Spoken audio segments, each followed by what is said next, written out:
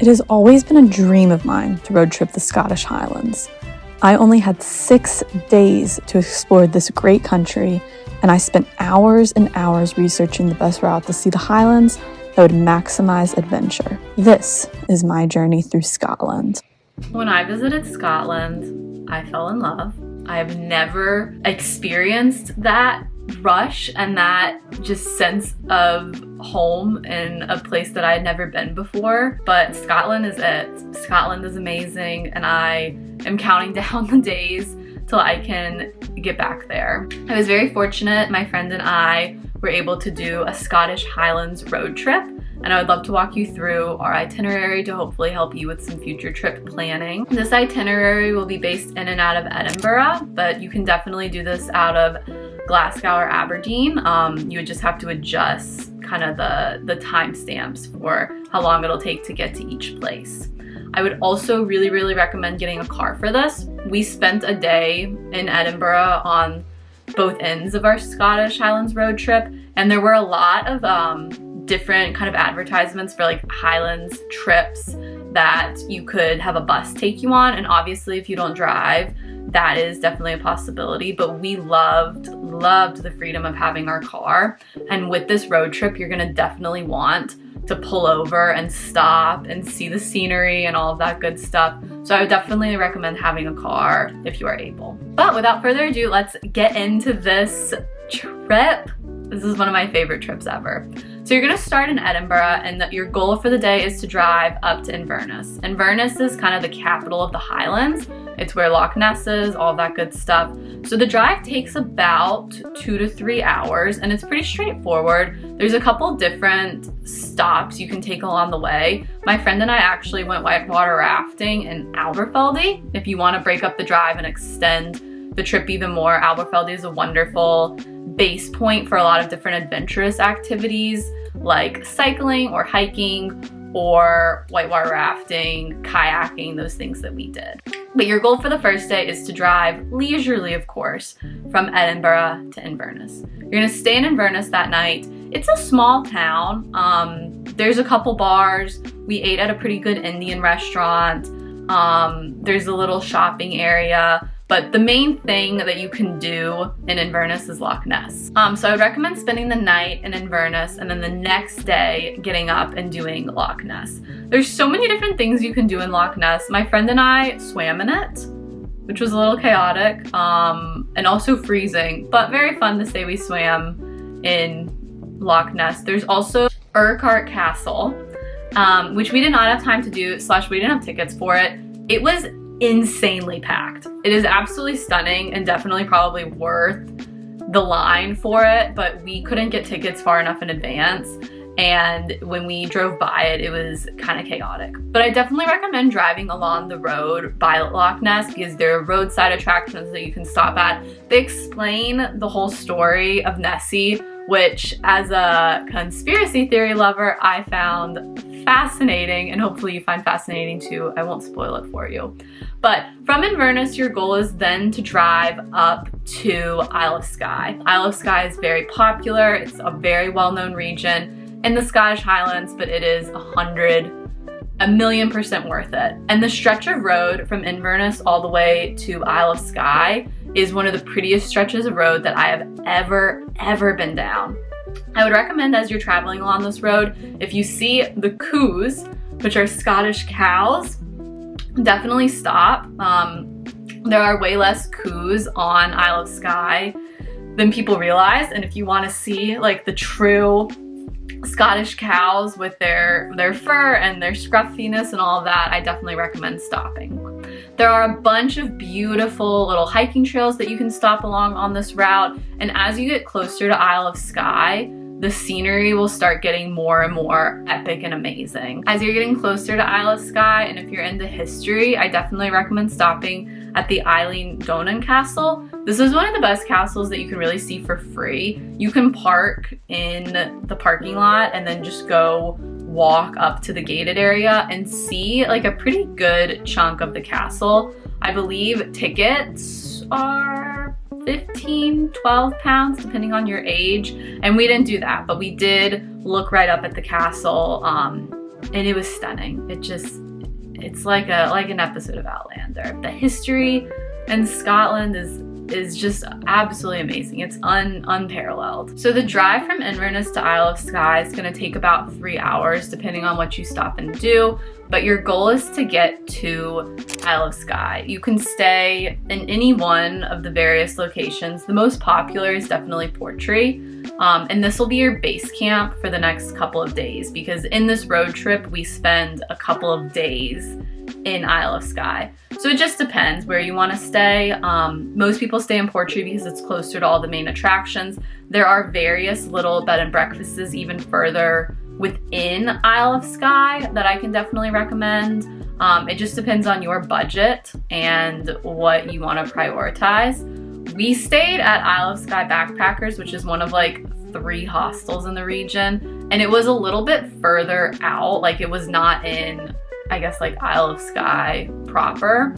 And because of that, we did have to drive a little bit at the beginning and at the end of each day to get to everything that we wanted to get to.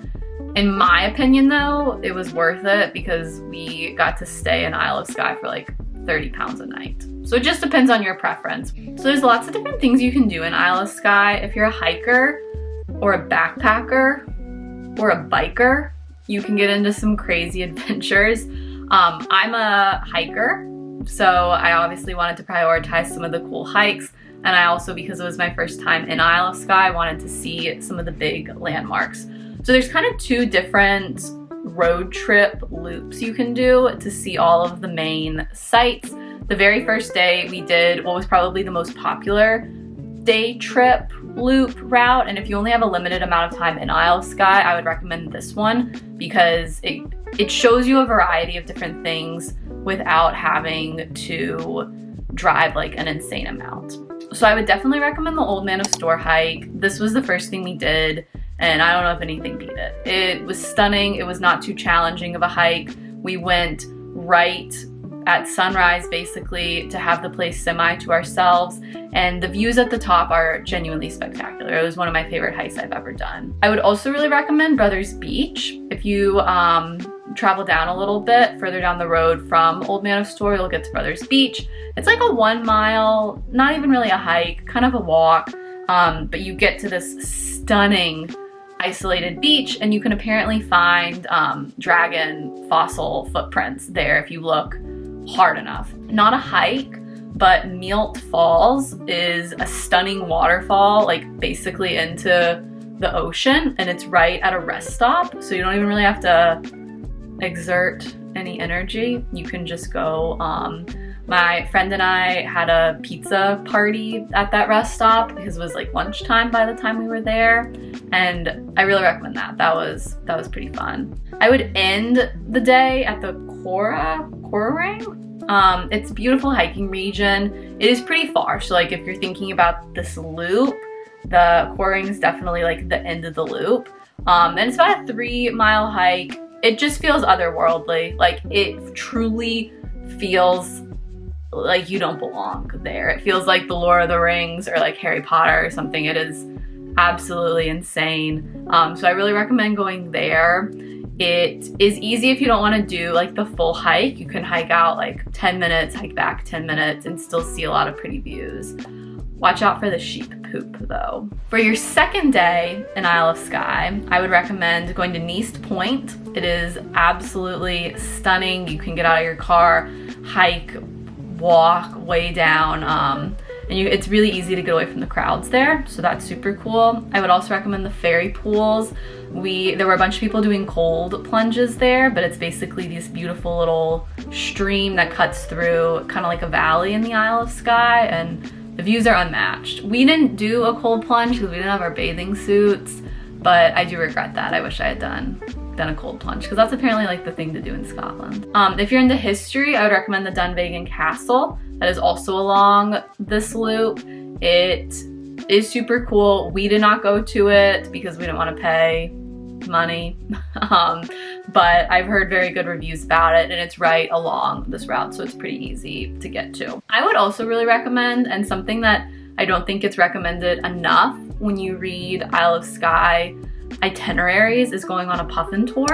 We did one, it was about 3 hours in the morning, and it was insane. You went out on a little boat and they basically got you up super, super close, depending on the time of year, is how well you'll see the puffins. We were right at the end of the puffin migration, so we saw a lot of them. We also saw dolphins. They played around with our boat, and that was stunning because at that point we had been doing a lot of hiking, so it was really fun to get out on the water and just see Isle of Skye kind of through a different way. I actually think about that puffin tour a lot.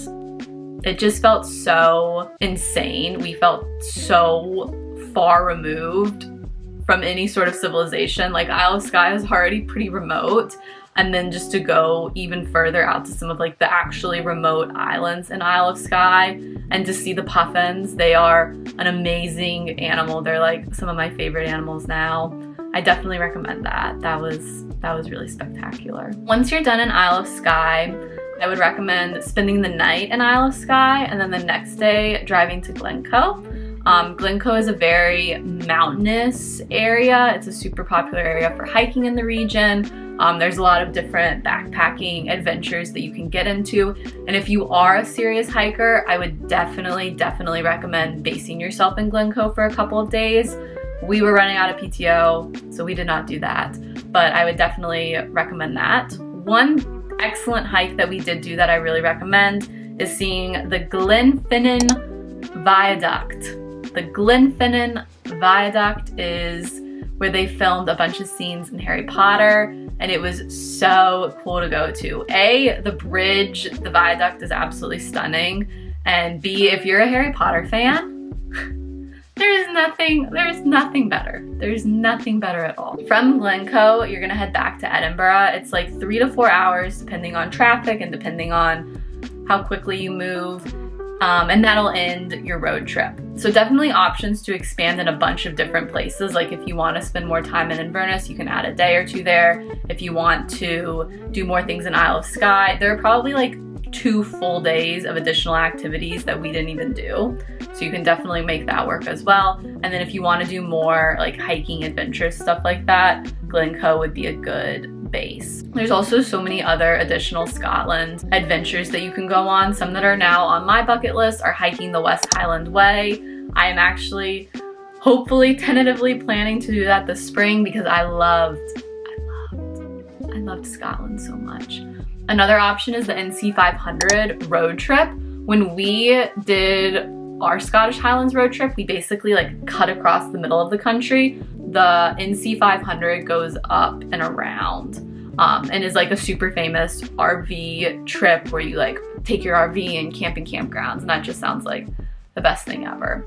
There's also the city tour, right? Like spending time at Edinburgh, going to Aberdeen, Glasgow, St. Andrews would probably be stunning.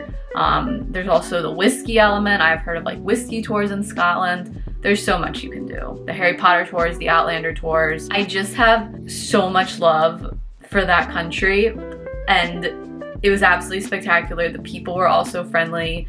The natural scenery there is otherworldly. The culture is beautiful. I just have so many good things to say. And we were there for 6 days. In total, we were there for basically a week, and I feel like I just scratched the surface. I feel like I need to go back immediately. So hopefully this helped inspire some of your future trip planning. If you go to Scotland, give it my love, and I'll see you in the next one. Bye.